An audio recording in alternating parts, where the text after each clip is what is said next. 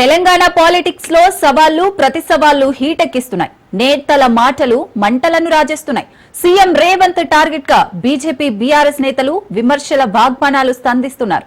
కాంగ్రెస్ పాలనలో వచ్చిన మార్పుపై దమ్ముంటే చర్చకు రావాలని ముఖ్యమంత్రి సవాల్ విసిరారు. సీఎం విసిరిన ఛాలెంజ్ కు ప్రతిపక్షాలు కూడా అదే రేంజ్ లో కౌంటర్ అటాక్ దిగాయి. ఎవరైనా సరే నేను సవాలు విసురుతున్నా, అది ఢిల్లీలో ఉండే మోడీ అయినా సరే, గల్లీలో ఉండే కేడీ అయినా సరే, చర్చ పెడతాం. పార్లమెంటులోనా అసెంబ్లీలోనా రైతు రాజ్యం ఎవరు తెచ్చిండ్రు, రైతులకు అండగా నిలబడ్డది ఎవరు తేల్చుకుందాం. రాండి చర్చలకు. కేసీఆర్ వస్తాడు, కేటీఆర్ వస్తాడు, కిషన్ రెడ్డి వస్తాడు, నరేంద్ర మోడీ వస్తాడు, కాంగ్రెస్ పార్టీ కార్యకర్తలను తీసుకొని నేను వస్తా అని సూటిగా సవాలు విసురుతున్న మిత్రులారా. ముఖ్యమంత్రి ముచ్చటపడుతుండు కాబట్టి ఇప్పుడైనా ఎప్పుడైనా ఎక్కడైనా మేము రెడీ. ముఖ్యమంత్రి గారు పేరు తీసుకొని మరి పిలిచిండు. కేసీఆర్ వస్తాడా కేటీఆర్ వస్తాడా రండి అన్నాడు. నీకు కేసీఆర్ అంత లేదు గానీ మేము చాలు నీకు వస్తాం, మీరు ఎక్కడ పెడతారో పెట్టండి వస్తాం. కాకపోతే మేమంటే ఎప్పటికప్పుడు రెడీ ఉంటాం, ఎందుకంటే ఇలా 10 ఏళ్ళు మునిగి తేలిన వాళ్ళం కాబట్టి మేము ఎప్పుడు రెడీ. కాకపోతే మీకు కొద్దిగా ప్రిపరేషన్ టైం కావాలి మాకు తెలుసు. కానీ ముఖ్యమంత్రి గారికి నేను ఎందుకు 72 గంటలు టైం అంటున్నా అంటే, మళ్ళా మీరు అక్కడికి చర్చకు వచ్చి బేసిన్లు బెండకాయలు అని చెప్పి ఆయనతో ఉన్న పరువు తీసుకుంటే తెలంగాణ ముఖ్యమంత్రి పరువు పోతుంది. ఇప్పటికే మీరు ఎంత సిగ్గుమాలిన వ్యక్తి ఇప్పటికే అందరికి అర్థమైపోయింది. ఎవడన్నా అడుగుతాడండి ముఖ్యమంత్రి దేవాదుల గోదావరి బేసిన్లు ఉన్నదా అని అడిగే పరిస్థితి ముఖ్యమంత్రి. బేసిన్ తెలియదు, బెండకాయ తెలియదు. దాంతో పాటు ఇంకా దరిద్రం ఏంటంటే నల్లమల పులి అని చెప్పుకుంటాడు. నల్లమల తెలంగాణలోనే ఉంది కదా అని అడుగుతాడు మీటింగ్ లో. ఊరు నీ ఇష్టం, ప్లేస్ నీ ఇష్టం, సమయం డేటు అన్ని నీ ఇష్టం. నేను రెడీ. మా పార్టీ తరఫున నీ సవాల్ను స్వీకరిస్తా ఉన్నాం. అసలు సమస్యకు కారకులై మీరు చేస్తున్నటువంటి రాజకీయాలపై వాస్తవాలను తెలంగాణ ప్రజలకు చెప్పాలనుకుంటే ప్రజాస్వామ్య పద్ధతిలో దేవాలయాన్ని శాసనసభ వేదికగా చర్చ చేయడానికి ఉందామని చెప్పడం జరిగింది. మీరు అక్కడ బహిరంగ చర్చకు పిలవడానికి అవకాశం కానీ సరైనటువంటి విధానం కాదు. మీకు శాసనసభ్యులుగా ప్రజలిచ్చిన అవకాశం చర్చ చేసేటువంటిది శాసనసభ. ప్రజాస్వామ్యంలో మాధ్యమంత్రి శాసనసభ్యుడికి ఏదో చర్చ చేస్తుంటారు. జాతీయ గవర్నమెంట్ చేద్దామా లేదా గవర్నమెంట్ గవర్నమెంట్ చేద్దామా లేకపోతే నాకు కరెక్ట్ చర్చ చేయడం వీధిలో కొట్టాలనే విశ్వాసం ఎన్నిక ప్రజాస్వామ్య ఎన్నిక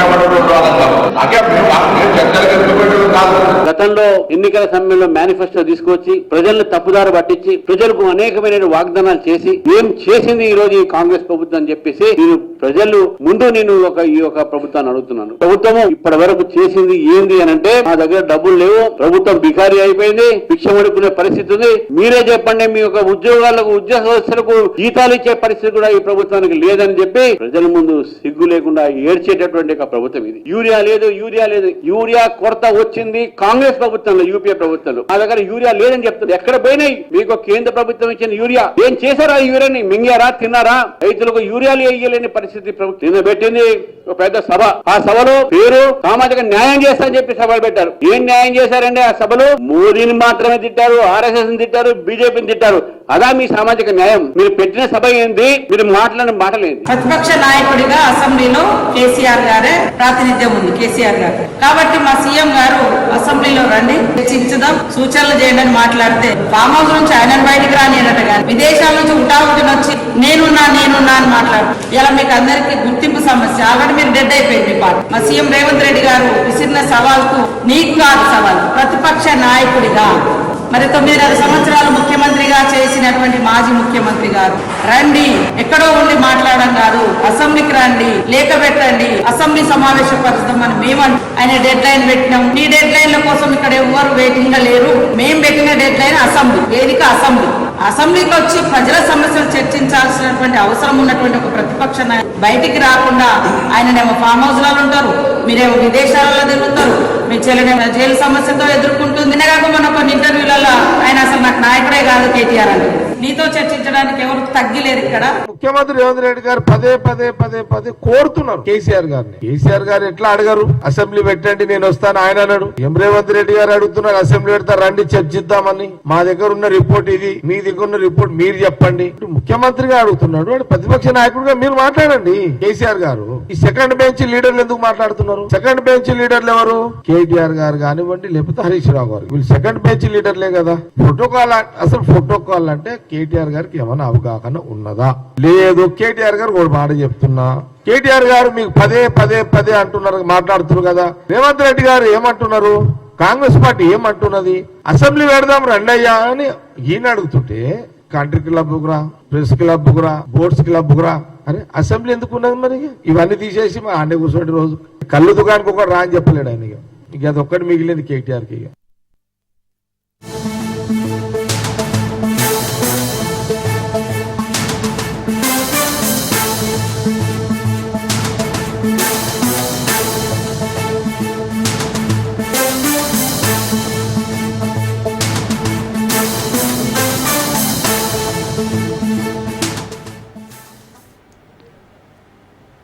రైట్, బ్రేకింగ్ చూస్తున్నాం. అమెరికా అధ్యక్షుడు తీసుకొచ్చిన బిగ్ బ్యూటిఫుల్ బిల్లుకు ఆమోదం లభిస్తే కొత్త పార్టీ పెడతానని హెచ్చరించిన అపర కుబేరుడు ఎలన్ మస్క్ చెప్పింది చేశారు. రిపబ్లికన్ డెమోక్రటిక్ ప్రత్యామ్నాయంగా ది అమెరికా పార్టీ అనే 3వ రాజకీయ పార్టీని మస్క్ తాజాగా లాంచ్ చేశారు. సోషల్ మీడియాలో వచ్చిన సూచనలకు సానుకూలంగా స్పందించిన టెస్లా సీఈఓ ఎలన్ మస్క్ తన ప్లాట్ఫామ్ ఎక్స్ వినియోగదారుల నుంచి అఖండ మద్దతు లభించడంతో ఈ నిర్ణయం తీసుకున్నట్లు తెలిపారు. అమెరికాలో ప్రస్తుతం ప్రజాస్వామ్యం లేదని ఎలన్ మస్క్ విమర్శించారు.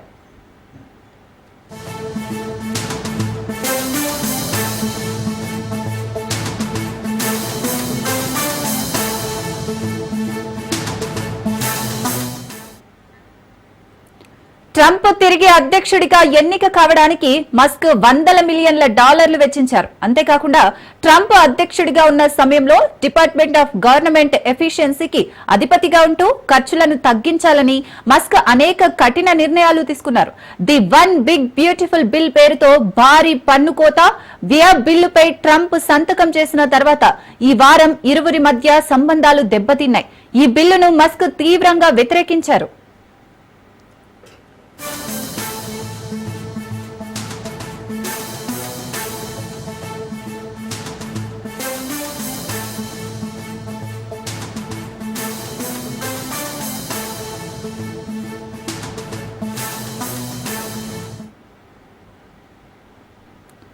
బిల్లుకు మద్దతు తెలిపిన వారిపై రాజకీయ ప్రతీకారం తీర్చుకుంటానని మస్క్ కొన్ని రోజుల క్రితం సంకేతమిచ్చారు. ఈ చట్టానికి మద్దతిచ్చిన చట్టసభ సభ్యులను పదవుల నుంచి తొలగించడానికి తన సంపదను వెచ్చిస్తానని ప్రతిజ్ఞ చేశారు. ట్రంప్తో మస్క్ ఎప్పటికప్పుడు సాగుతున్న ఈ వివాదం 2026 మధ్యంతర కాంగ్రెస్ ఎన్నికలలో తమ మెజారిటీని నిలుపుకునే అవకాశాలను దెబ్బతీస్తుందని రిపబ్లికన్లు ఆందోళన వ్యక్తం చేశారు.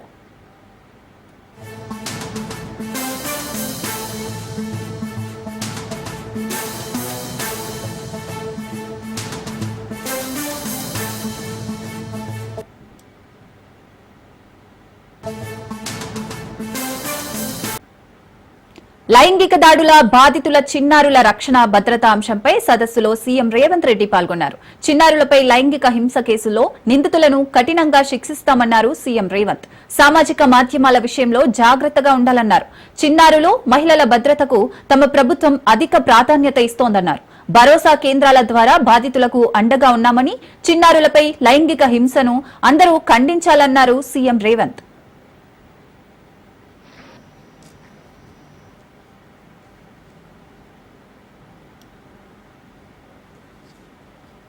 Congratulate the Telangana police and other organizers for holding. We have to protect our children from sexual abuse at any cost and with all means. My government gives top priority to the protection of children and women. Telangana Bharosa project has 29 centers. It provides police support, legal aid, medical assistance and counseling in a friendly environment. Telangana pioneered child-friendly courts run by Hyderabad Bharosa Center. The goal is not just faster cases disposal, but total child protection and development. POCSO Act and Juvenile Justice Act are highly progressive instruments in our legal framework, but they come with problems. We must ensure procedure help child victims, not hurt them. We must also end child pornography and impose strict punishments.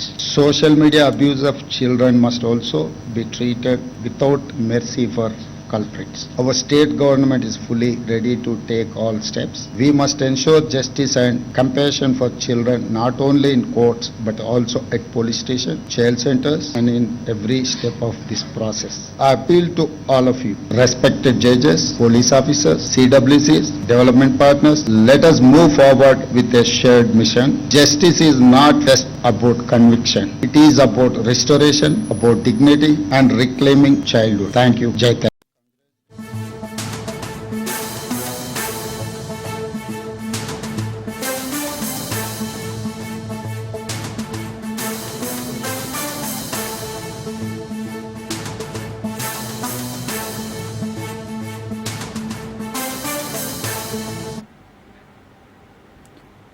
Right breaking చూస్తున్నాం. AP CM Chandrababu తన పార్టీకి చెందిన ఓ కార్యకర్త పట్ల మానవత్వం చాటుకున్నారు.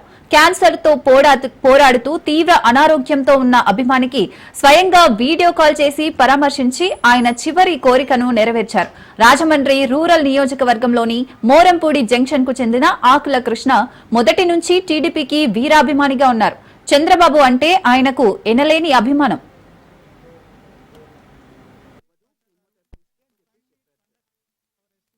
నమస్కారం అండి. నమస్కారం. ఎట్టున్నారు? ఏం బాగలేదండి. 4 నెలల నుంచి అన్నం తింటుంది. టీవీ నేను తింటలేదండి. అదేనా? ఘనపదార్థాలు ఏమీ తింటలేదండి. ఇది కనపడాలి. అదేమ్మా బాబు ఎక్కడ జిఎస్ఎల్ స్వతంత్రాలో చూపించామండి. అదే సార్ కీమోథెరపీస్ చేశారండి ఇప్పుడు దాకా. అంటే ఏజ్ 88 కదా సార్, ఇంకా బాడీ సపోర్ట్ ఇవ్వదు కీమోథెరపీస్ కి అని చెప్పారు సార్. అందుకని చెప్పేసి ఇంకా సపోర్టివ్ ట్రీట్మెంట్ చేస్తున్నాం సార్. అదేమ్మా ధైర్యంగా ఉండండి. నేను ఏదైనా ఉంటే బిల్స్ అని నాకు పంపించు. సరే సార్. అవన్నీ రీఎంబర్స్ చేస్తాను. సరే సార్. ధైర్యంగా ఉండు. God is there. Okay sir. మనకు తప్పకుండా న్యాయం జరుగుతుంది. ధైర్యంగా ఉండని చెప్తాను. నువ్వేం చేయాలి అన్ని చేయండి. నాకు ఆ బిల్స్ అనే పంపండి, నేను చూసుకుంటాను. సరే sir. Okay sir. Thank you sir. ధైర్యంగా ఉండండి. మేమందరం ఉన్నాం. ధైర్యంగా ఉండండి. అలాగే sir. He is a very huge fan of you sir. We admirer sir. మంచి వాళ్ళకు కూడా కష్టాలు వస్తూ ఉంటాయి. ధైర్యంగా ఉండడమా. We are all with you. అయితే కొంతకాలంగా క్యాన్సర్ తో బాధపడుతున్న ఆరోగ్యం క్షీణిస్తుండటంతో జీవితంలో ఒక్కసారైనా చంద్రబాబుతో మాట్లాడాలని తన ఆకాంక్షను వెలిబుచ్చారు. ఈ విషయం సీఎం దృష్టికి వెళ్లడంతో ఆయన వెంటనే స్పందించారు. ఆకుల కృష్ణకు నేరుగా వీడియో కాల్ చేసి ఆయన ఆరోగ్య పరిస్థితిని అడిగి తెలుసుకున్నారు. ధైర్యంగా ఉండాలని, పార్టీ అన్ని విధాలా అండగా ఉంటుందని కృష్ణకు ఆయన కుటుంబ సభ్యులకు భరోసా ఇచ్చారు. సరిగ్గా మాట్లాడలేని స్థితిలో ఉన్నప్పటికీ ముఖ్యమంత్రి స్వయంగా ఫోన్ చేయడంతో ఆకుల కృష్ణ తీవ్ర ఆనందం వ్యక్తం చేశారు. ఇప్పుడు తనకు ఎంతో సంతృప్తిగా ఉందని తెలిపారు.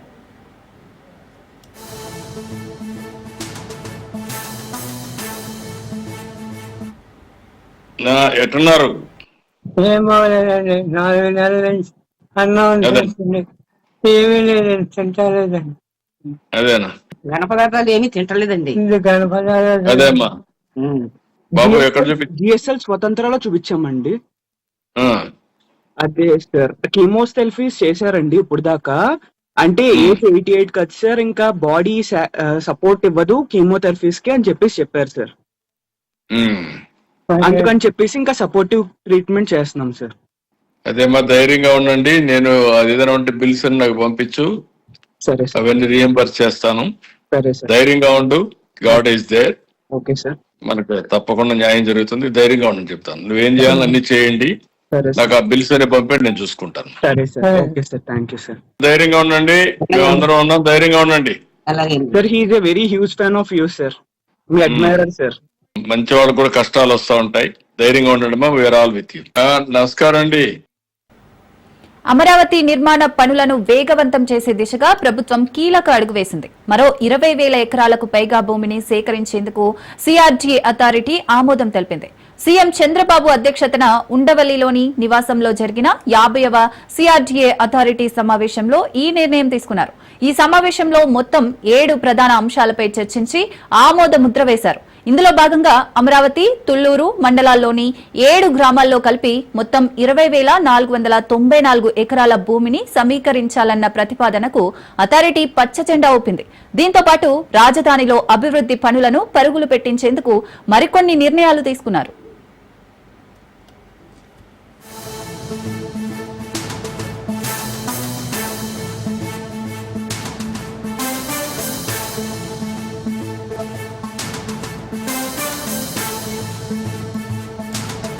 మీద యాక్చువల్ గా డెసిషన్ తీసుకోవడం జరిగింది. ఏదైతే అమరావతి క్యాపిటల్ సిటీ ఆ రోజు 34,000 ఎకరాలని రైతులు ఇచ్చారో ఆ 34,000 ఎకరాలు యాక్చువల్ గా లేఅవుట్ డిజైన్స్ అన్ని కంప్లీట్ చేయటం, దానికి సంబంధించి 14-19లోనే టెండర్లు పిలవటం, ఒక 9 నెలల పాటు వర్క్ జరిగింది. అప్పటికే 9,000 కోట్లు ఖర్చు పెట్టాం. అయితే ప్రభుత్వం మారటం వల్ల గత ప్రభుత్వం 3 ముక్కలు ఆటాడి అమరావతి రాజధాని పక్కన పడేసింది. అయితే ఈ ప్రభుత్వం వచ్చిన తర్వాత అనేక లీగల్ హర్డిల్స్ ఉంటే అవన్నీ కంప్లీట్ చేయడానికి 8 నెలల సమయం పట్టింది. అది పూర్తయిన తర్వాత టెండర్లు పిలిచి ఎంతో వేగవంతంగా వర్క్ జరుగుతుంది. దాదాపు 10,000 మంది ఈ రోజు యాక్చువల్ గా అమరావతి క్యాపిటల్ సిటీలో వర్క్ చేస్తున్నారు. ఏదైతే టార్గెట్ పెట్టామో ఆ టార్గెట్ ప్రకారం 3 సంవత్సరాల్లో ఈ యొక్క 360 కిలోమీటర్ల రోడ్స్ కావచ్చు, 1500 కిలోమీటర్లు లేఅవుట్ రోడ్స్ కావచ్చు, ఐకానిక్ టవర్స్ 5 కావచ్చు, అసెంబ్లీ 250 మీటర్స్ అసెంబ్లీ కావచ్చు, లేదా 7 అంతస్తుల హైకోర్టు బిల్డింగ్ కావచ్చు, ఇవన్నీ కూడా కంప్లీట్ కావడం జరుగుతుంది. అయితే ఈ నేపథ్యంలో ఈ రోజు అథారిటీలు ఏంటంటే అయితే ఏరియా ఏదైతే 34,000 ఎకరాల రైతుల దగ్గర తీసుకున్నామో దాని విలువ నిలవాలన్నా విలువ పెరగాలన్నా ఎకనామిక్ యాక్టివిటీ ఉండాలి. హైదరాబాద్ నగరం ఆ విధంగా డెవలప్ అయిందంటే ఆ రోజు ముఖ్యమంత్రి గారు ఎకనామిక్ యాక్టివిటీ డెవలప్ చేశారు. ఆ ఉద్దేశంతో ఇక్కడ కూడా ఒక 2,500 ఎకరాల్లో ఒక స్మార్ట్ ఇండస్ట్రీస్ ని వచ్చేదిగా చేస్తాం. ఒక 2,500 ఎకరాలు యాక్చువల్ గా ప్రొక్యూర్ చేయమన్నారు. అదేవిధంగా ఒక ఇంటర్నేషనల్ స్పోర్ట్స్ సిటీ కండక్ట్ చేస్తే ఆ ఇంటర్నేషనల్ స్పోర్ట్స్ సిటీలో కొన్ని యాక్టివిటీ జరుగుతుంటే దేశ విదేశాల నుంచి వస్తారు. వాళ్ళు వచ్చినప్పుడు వాళ్ళకి హోటల్స్ కావాలి. దీంట్లో రెడ్ బుక్ పేరుతో వెర్రి పాలన జరుగుతోందన్నారు మాజీ మంత్రి పేర్ని నాని. మల్లేశ్వరరావుపై టీడీపీ నేతల హత్యాయత్నం దుర్మార్గమన్నారు. అక్రమాలను అడ్డుకుంటున్నాడని హత్యాయత్నం చేశారని ఆరోపించారు. షూటింగ్ లో ఉండే పవన్ కళ్యాణ్ చిక్కుడు దొరకడన్నారు. రాజకీయాల్లో పవన్ స్విచ్లన్నీ సినిమా డైలాగులేనని, జగన్ను అధికారంలోకి రానివ్వరని అనడానికి పవన్ ఎవరని నిలదీశారు. రాష్ట్రంలోని ప్రతి గ్రామాన నరరూప రాక్షసులే రాజ్యం ఏలుతున్నారు. ప్రస్తుతం ఈ నరకాసుర ఏలుబడిలో కరుకుగా, నిటారుగా రౌడీ మూకలను, ఆడపిల్లలను చెరబట్టే కిరాతకులను, రాజకీయ ముసుగులేసుకుని హత్యలు, ఘాతకాలు చేస్తున్నటువంటి సైకోగాళ్లను, ఇట్లాంటి దుర్మార్గులందరికీ సింహ స్వప్నంలా ఉండాల్సినటువంటి కాకి చొక్కాను నలిగిపోయిన శుతి మెత్తగా తయారు చేసి ప్రజల మాన ప్రాణాలకు ఈ రాష్ట్రంలో రక్షణ లేకుండా చేస్తున్నటువంటి నారా చంద్రబాబు నాయుడు గారి పరిపాలన చూస్తే ఇప్పటికే ప్రజల్లో ఏ హేభావం మొదలైంది. అంటే దేవుడి సాక్షిగా ప్రమాణం చేసినటువంటి నారా చంద్రబాబు నాయుడు గారు ఇవాళ ఆయన చేస్తున్నటువంటి ఏలుబడి ఏ రీతిగా ఉందో మనం చూస్తున్నాం. అదే నోటితో ఆయన పచ్చిగా వైసీపీ వాళ్ళకి పనులు చేయబాకండి, ప్రభుత్వం నుంచి పథకాలు ఇవ్వకండి, బరితెగించి మాట్లాడతాడు. అదే నోటితో ఆయన వైఎస్ఆర్ కాంగ్రెస్ పార్టీని భూస్థాపితం చేస్తానంటాడు.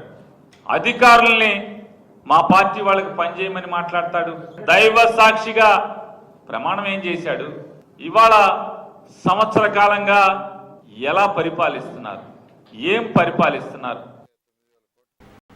అనంతపురం జిల్లా విడపనకల్ మండలం డోనేకల్లో మంత్రి పయ్యవుల కేశవ్ పర్యటించారు. ఈ సందర్భంగా ఓ అంగన్వాడీ కేంద్రాన్ని మంత్రి పయ్యవుల కేశవ్ సందర్శించారు. అంగన్వాడీ కేంద్రంలో మంత్రి పయ్యవులకు చిన్నారులు ఘన స్వాగతం పలికారు. ఓ చిన్నారి చెప్పిన పద్యానికి మంత్రి ఫిదా అయ్యారు. చిట్టి చిట్టి మాట ఆ చిన్నారి చెప్పే పద్యం విని పయ్యవుల చప్పట్లు కొట్టి ప్రశంసించారు.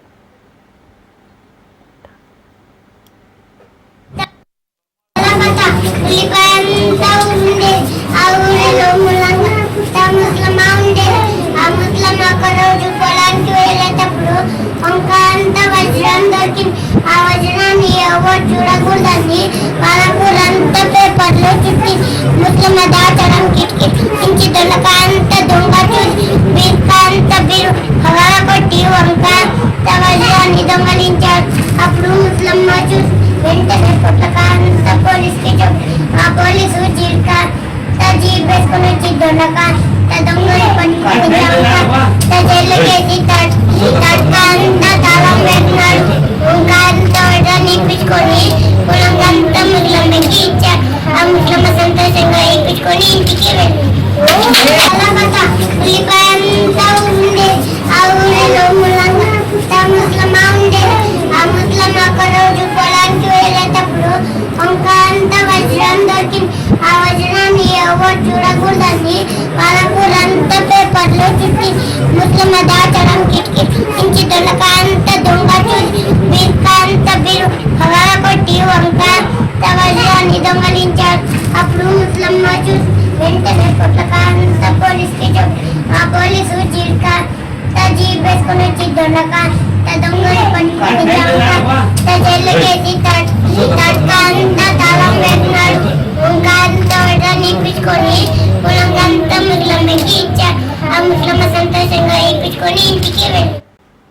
అనుమతి ఇచ్చినా ఇవ్వకపోయినా తమ నాయకుడు బంగారుపాలెనికి వచ్చి తీరతారన్నారు భూమన కరుణాకర్ రెడ్డి.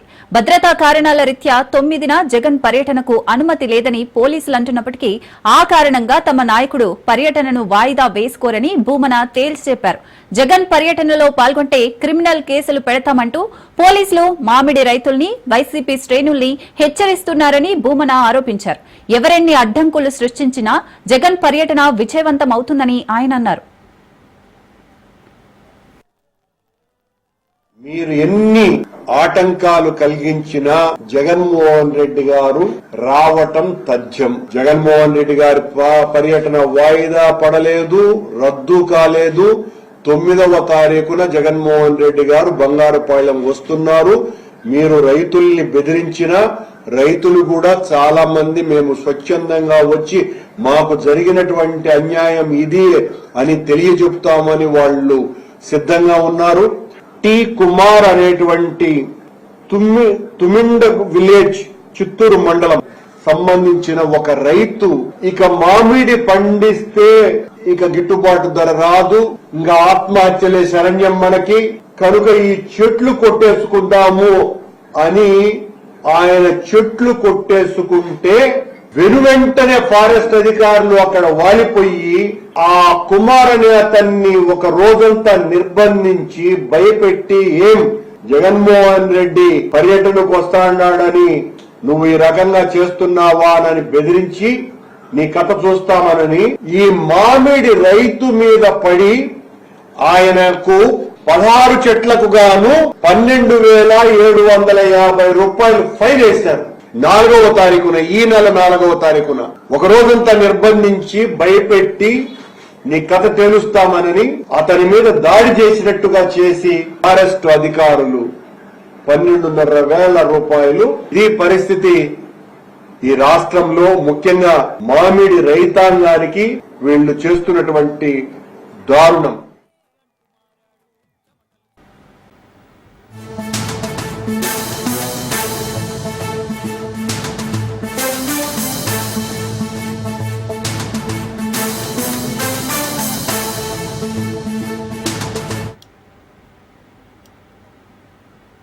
రైట్, బ్రేకింగ్ చూస్తున్నాం. బీజేపీ శాసనసభాపక్ష నేత ఏలేటి మహేశ్వర్ రెడ్డికి సిట్ అధికారులు నోటీసులు జారీ చేశారు. జూబ్లీహిల్స్ కార్యాలయానికి వచ్చి వాగ్మూలం ఇవ్వాలని నోటీసుల్లో తెలిపారు. అయితే శనివారం బీజేపీ రాష్ట్ర అధ్యక్షుడిగా రామచంద్రారావు బాధ్యతలు తీసుకుంటున్న నేపథ్యంలో రాలేనని మహేశ్వర్ రెడ్డి సిట్ అధికారులకు తెలిపారు. వచ్చే బుధ, శుక్రవారాల్లో ఒకరోజు విచారణకు రావాలని సిట్ అధికారులు మహేశ్వర రెడ్డికి తెలిపారు.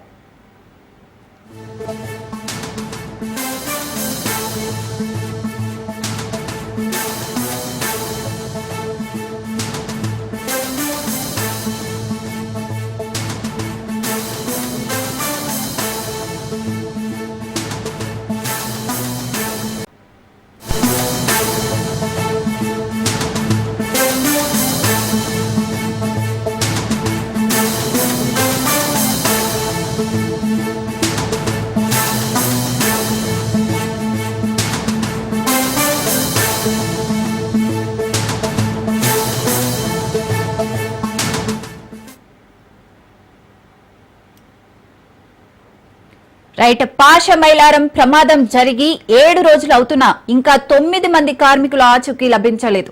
సిగాచి ప్రమాదంలో మృతుల సంఖ్య ఇప్పుడు 40కి చేరింది. ప్రమాద స్థలిలో శిథిలాల తొలగింపు ప్రక్రియ కొనసాగుతోంది. 7వ రోజు కూడా ఎస్డీఆర్ఎఫ్, హైడ్రా సిబ్బంది ప్రమాద స్థలిలో శిథిలాల తొలగింపు ప్రక్రియను కొనసాగిస్తుంది.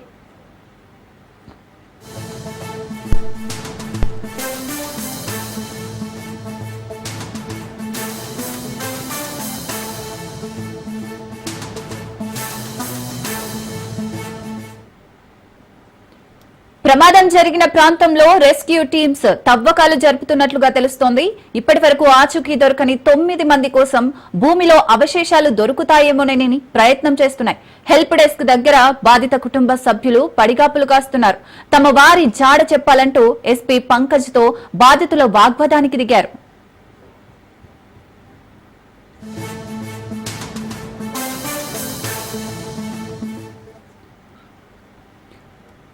మరోవైపు పటాన్చెరు ఆసుపత్రిలో 5 గుర్తు తెలియని మృతదేహాలున్నాయి. ప్రమాదంలో తీవ్రంగా గాయపడ్డ 23 మంది కార్మికులకు వివిధ ఆసుపత్రుల్లో చికిత్స కొనసాగుతోంది.